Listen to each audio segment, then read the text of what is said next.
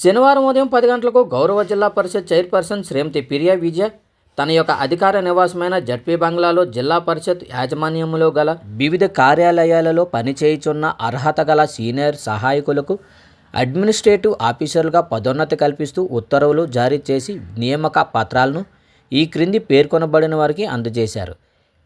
శ్రీ వి Jagadeeswara Rao senior సహాయకులు జిల్లా పరిషత్ శ్రీకాకుళంలో పనిచేయుచున్న వారికి అడ్మినిస్ట్రేటివ్ ఆఫీసర్గా పదోన్నతి కల్పిస్తూ మండల ప్రజా పరిషత్ ఆమ్దల్వలసలో నియమిస్తూ నియామక పత్రాలను అందజేసి ఉన్నారు.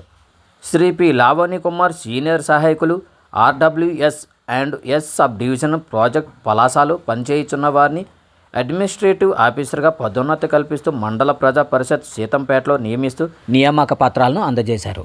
శ్రీమతి వి సత్యదేవి సీనియర్ సహాయకులు పిఐయు సబ్ డివిజన్ సోంపేటలో పనిచేయుచున్న వారిని అడ్మినిస్ట్రేటివ్ ఆఫీసర్గా పదోన్నతి కల్పిస్తూ మండల ప్రజా పరిషత్ సోంపేటలో నియమిస్తూ నియామక పత్రాలను అందజేశారు.